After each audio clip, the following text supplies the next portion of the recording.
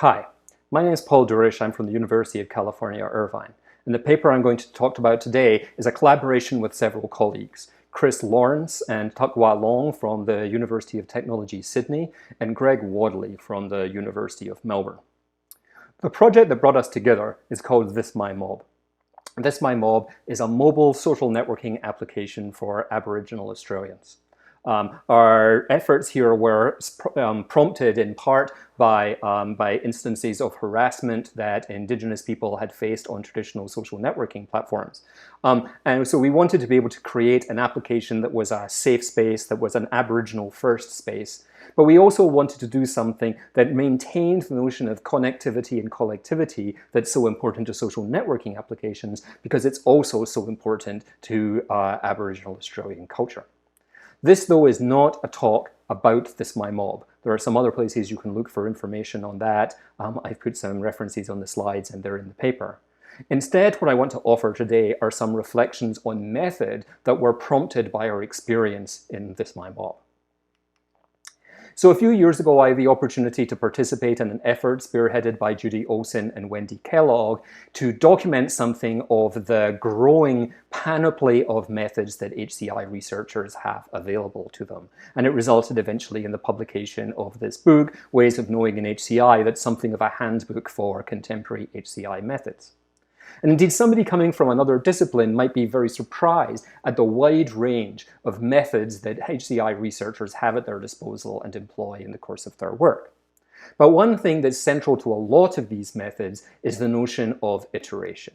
And you're going to find a diagram rather like this one pretty much at the start of any HCI textbook or on the first lecture of an HCI class. And it expresses something of the particular idea in HCI, which is that design is always caught in this loop. A loop that begins with ideation, that moves on to design and prototyping, and then to deployment, to study and evaluation, and that leads back into how we sort of think about redesign and go back to the ideation process again.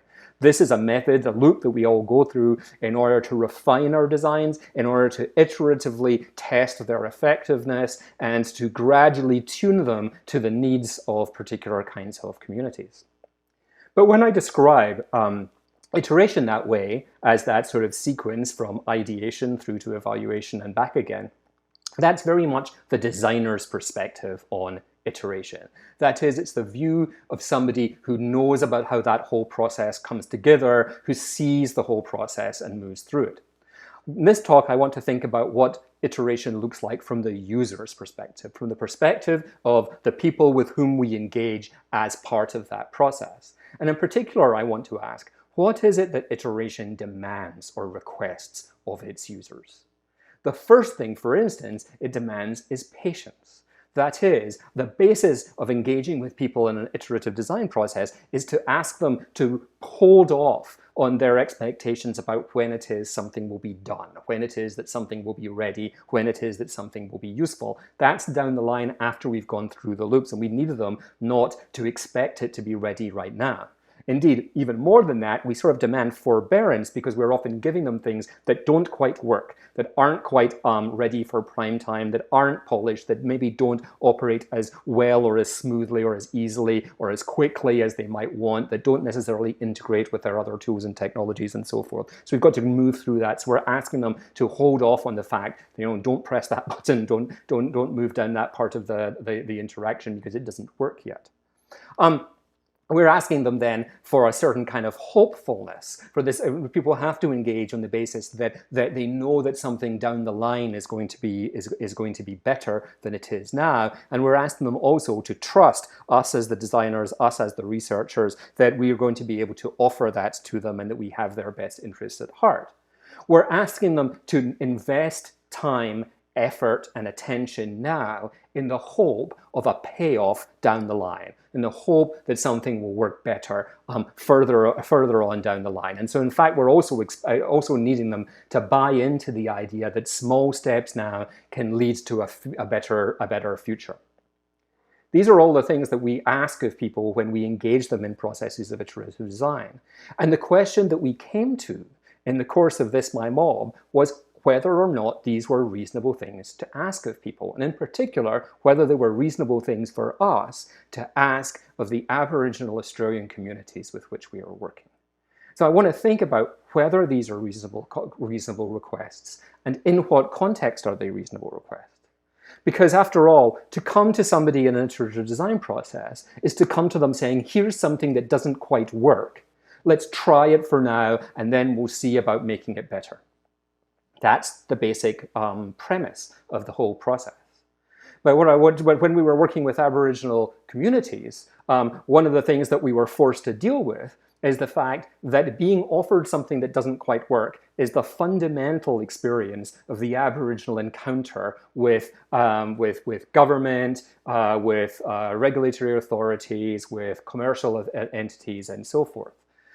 For many people we're working with, the idea that something doesn't quite work is very familiar to them because that's the basis in the way their health system operates, or the education that they were offered, or the employment schemes that are set up in remote Australia, or their housing and sanitation services are all offered on the basis that they may not quite work yet, but hopefully they will be better. Hopefully they will be better in the future. And this is not necessarily over the course of months or years, but over the course of decades and generations. This then, their experience of iteration then is a systemic one. What is the first iteration for us when we come in as designers and say, here's a thing that doesn't quite work, why don't you try it out?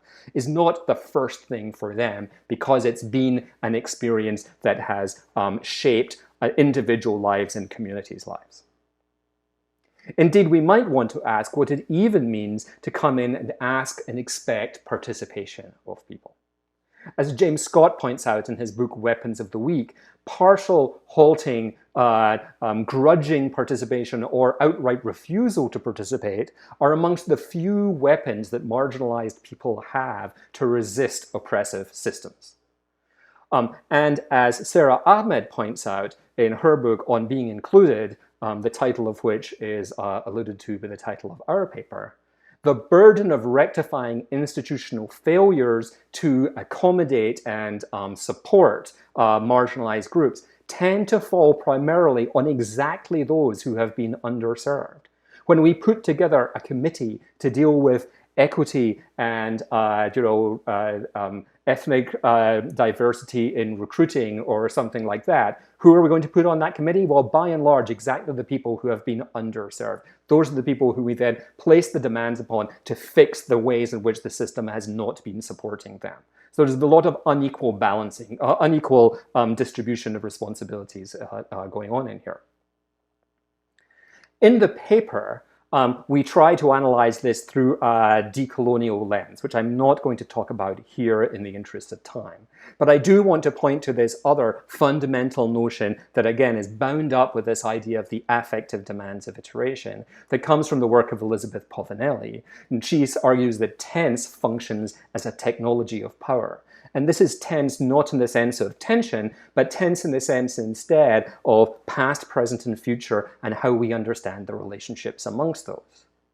As the designers and researchers, we often think about the future in terms of the breaks that it offers from the past. The future as a space of possibility, there's a space of expansive thinking. Our designs are going to make the future different from the past. But for many of the people we were dealing with, the future may not be understood as a hopeful place that's going to be different from the past, but rather as something that offers more of the same. So the question is, what sustains these distinctions? What is it that allows us to adopt a hopeful mode towards the future? And we have to also recognize the conditions under which people might have a much more abject notion of the future and ask ourselves some questions about what that implies, again, for our design methods. Now, in this paper, we do not offer an alternative to iteration, nor do we have a new way of doing iteration that somehow resolves these problems. I don't think there are easy solutions to any of them. What we do have, though, are a series of observations about the nature of the context within which iterative work occurs. And I want to sort of just quickly point to a few here. And maybe the fundamental point to make here is this first one, although that sort of like subsumes some of the others, which is that HCI is not a space apart. That is, we can't come into these projects thinking that HCI is sort of like just its own domain that sits here, that isn't connected to other parts of people's lives and isn't connected to other parts of people's experience. The question instead is how is it that people encounter HCI as just another thing, as another way in which their world is being shaped and their autonomy either supported or limited. People will encounter HCI methods as a part of other kinds of encounters with institutions and authority, and therefore we need to sort of be able to rethink how it is that we deploy these methods with a recognition that that's part of what's going on here. So in HCI, we traditionally take a very utilitarian view of the methods that we want to deploy. In our work, what we're doing, informed by feminist thinking and informed by decolonial thinking, is to turn attention to the politics of our methods, how they shape our encounters with people and their encounters with us, and what it is they demand of people and what we are demanding of people when we deploy them. So I'll just finish here with thanks to the participants in the This My Mob project, both amongst the Indigenous communities and other researchers, and to people who have given us some help in thinking through these ideas.